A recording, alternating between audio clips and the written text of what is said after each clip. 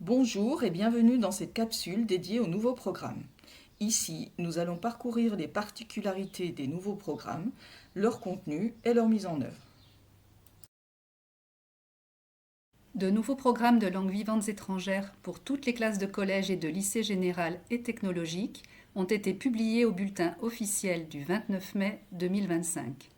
Ils couvrent 12 langues: l'allemand, l'anglais, l'arabe, le chinois, l'espagnol, l'hébreu, l'italien, le japonais, le néerlandais, le polonais, le portugais et le russe.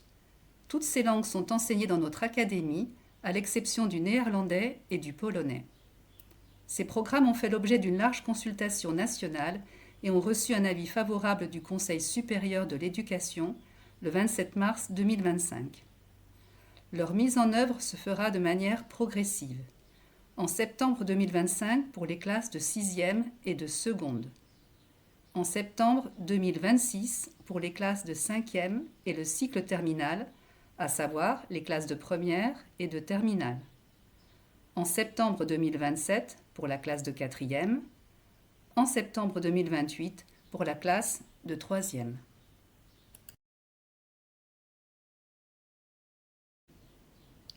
Chaque programme, décliné par niveau de classe, est structuré en 3 volets. Le premier est constitué d'un préambule commun à toutes les langues vivantes.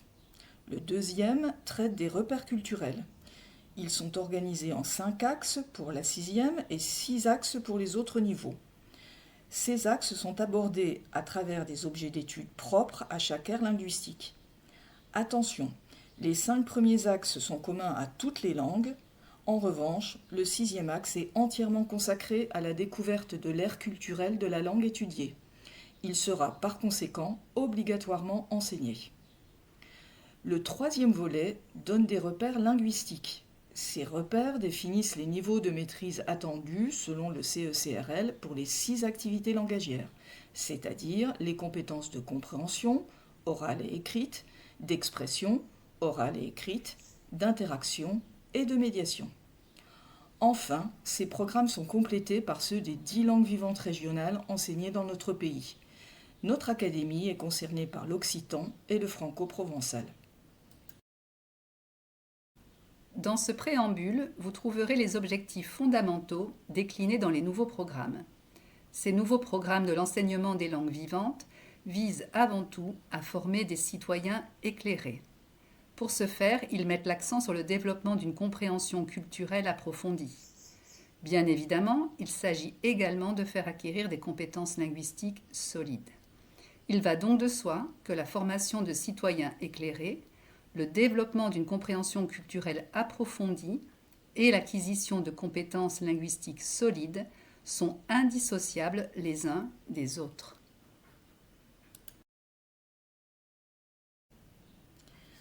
Intéressons-nous maintenant au niveau de maîtrise visé au collège selon le CECRL.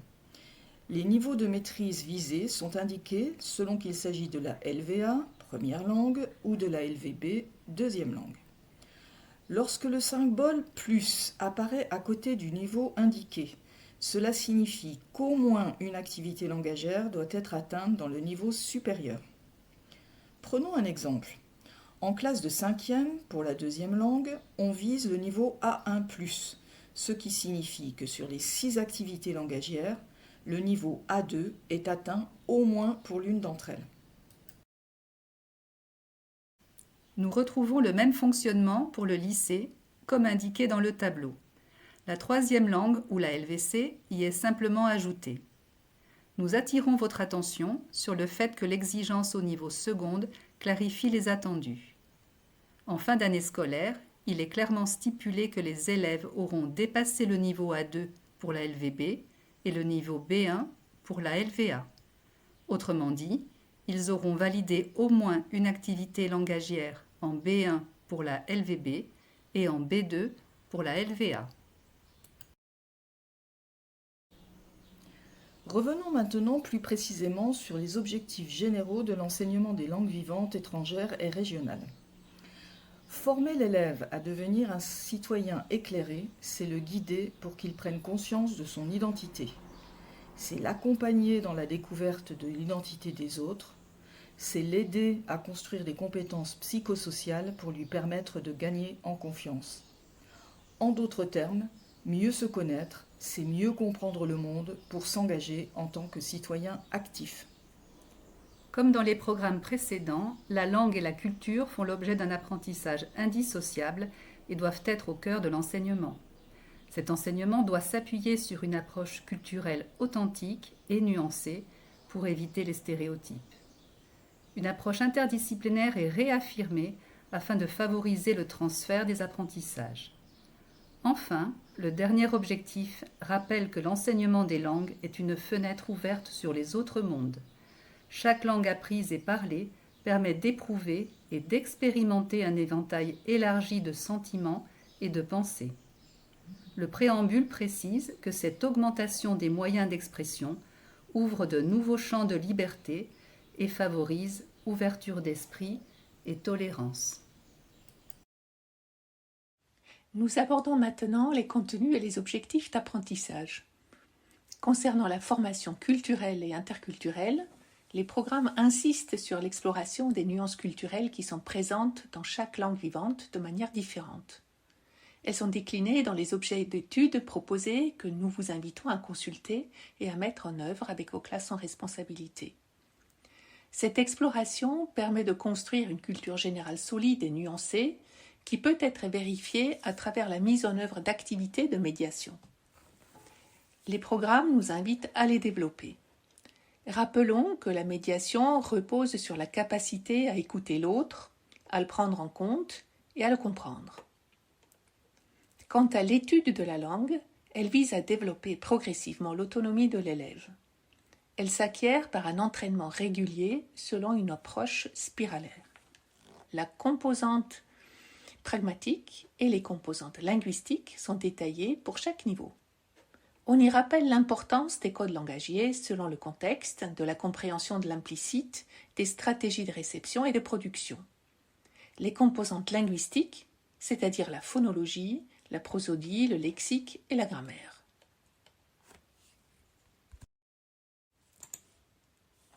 Les approches pédagogiques propres aux langues vivantes sont réaffirmées. Il est recommandé de construire des projets pédagogiques pour agir avec la langue, pour s'engager et se construire grâce à elle. La perspective actionnelle et l'élaboration d'un projet pédagogique restent au cœur de la construction de séquences. Il est également préconisé de varier les modalités de travail, toujours avec l'objectif d'amener l'élève à s'engager dans ses apprentissages. Pour cela, il convient d'amener l'élève à développer et à mobiliser des stratégies de réception et de production de façon autonome. Par ailleurs, l'enseignant doit veiller à entraîner et évaluer les élèves en proposant des entraînements individuels et collectifs variés. Des évaluations régulières portant uniquement sur les compétences travaillées en cours doivent également être de nature et de longueur différentes dans toutes les activités langagères. Il est recommandé de prendre en compte la démarche plurilingue. Elle consiste à valoriser la diversité linguistique des langues apprises dans le cadre scolaire et dans la sphère personnelle des élèves. La démarche plurilingue vise à montrer des liens entre le français et les autres langues dans l'objectif d'habituer les élèves à évoluer dans des contextes multilingues et multiculturels. On sait désormais que comparer les systèmes linguistiques en mettant en avant les similitudes et les différences, y compris avec le français, solidarise et favorise l'apprentissage des langues.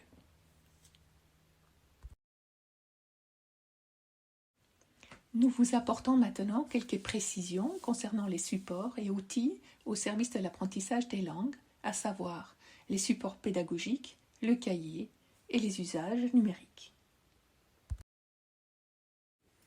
En ce qui concerne les supports pédagogiques, il est rappelé qu'il est essentiel de s'appuyer majoritairement sur des documents authentiques dont la source est systématiquement précisée. On veillera à varier les supports en proposant des supports textuels, journalistiques ou littéraires, des supports visuels comme des films ou des documentaires, mais aussi des supports audio comme des émissions de radio ou des chansons.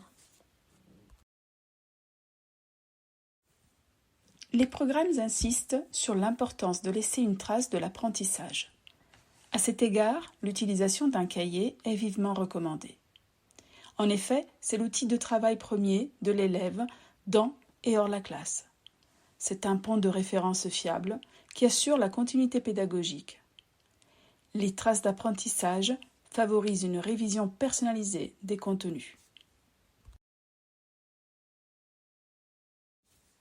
Le recours au numérique doit être mis au service des apprentissages, tout en veillant à un usage raisonné et critique.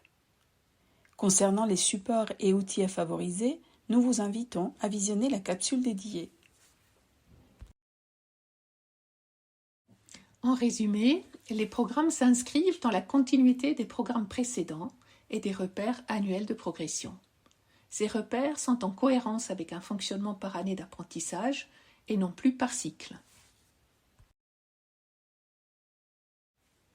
Comme l'indique ce tableau de comparaison, donné à titre d'exemple, pour la classe de 6e, vous constaterez que les thématiques ont laissé la place à des axes plus resserrés avec un ancrage culturel plus explicite.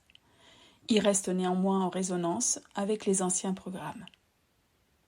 Rappelons que pour la classe de 6e, le traitement de 5 axes est obligatoire.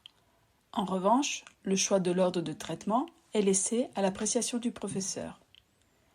Par ailleurs, il est possible d'associer 2 axes en le reliant par une problématique commune. Et enfin, les objets d'étude sont proposés à titre indicatif. Sur ce niveau, aucun n'est obligatoire, mais ces axes constituent néanmoins des ressources et des idées de thématiques facilitant le travail de conception que nous vous encourageons à explorer. En classe de seconde, dans un souci de transition par rapport aux anciens programmes, on constate que certains axes se font écho ou sont reconduits par rapport aux précédents programmes. 3 axes portent le même intitulé: représentation de soi et rapport à autrui, vivre entre générations, puis le passé dans le présent. L'axe 7 de l'ancien programme, sauver la planète, penser les futurs possibles, évolue en axe 4, intitulé défis et transition. Notons que l'axe 6, présenté en exemple, illustre les programmes d'allemand. Il varie d'une langue à l'autre. Pour résumer, en ce qui concerne les modalités de mise en œuvre, pour la classe de seconde, les 8 axes actuels ont fait place à 6 axes. Durant l'année, 5 axes au moins doivent être traités, dont obligatoirement l'axe 6, spécifique à la langue et culture enseignée. Tout comme pour la classe de 6e vue précédemment, les axes peuvent être traités dans l'ordre choisi par le professeur. Il est également possible d'en associer 2 par une problématique commune. Si les objets d'étude sont proposés à titre indicatif, il convient néanmoins d'identifier clairement un objet d'étude pour chacune des séquences qui doit être ancré dans la réalité culturelle de chaque langue. Pour la LVC, les programmes signalent les objets d'étude les plus adaptés, ce qui n'exclut pas leur mise en œuvre en LVA ou en LVB. Nous vous remercions pour votre attention.